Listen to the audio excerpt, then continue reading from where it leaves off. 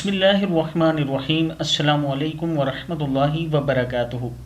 आबिद राजा channel की तरफ से आज मैं अपने दोस्तों को रसूलुल्लाह सल्लल्लाहु अलैहि व आलिहि वसल्लम का एक फरमान बताऊंगा। एक साहबी रसूल कहते हैं, मैंने रसूलुल्लाह सल्लल्लाहु अलैहि व आलिहि वसल्लम को हज्जतुल विदा में फरमाते सुना।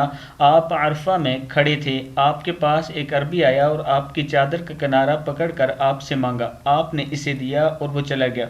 इस वक्त मांगना हराम हुआ। तो रसूलुल्लाह सल्लल्लाहु अलैहि व आलिहि वसल्लम ने फरमाया, किसी मालदार के लिए मांगना जायज़ नहीं, ना किसी हट्टे कट्टे सही सालिम आदमी के लिए सिवाय जानलेवा फ़क्र वाले के लिए, और किसी बारी तावन में दबे शख्स के।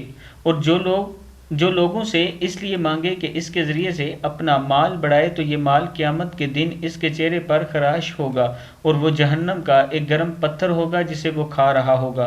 तो जो चाहे इसे कम कर ले और जो चाहे ज़्यादा कर ले। किताब का हवाला ये नीचे मौजूद है, आप देख सकते हैं। इस वीडियो को आप दोस्तों ने आगे ज़रूर शेयर करना है।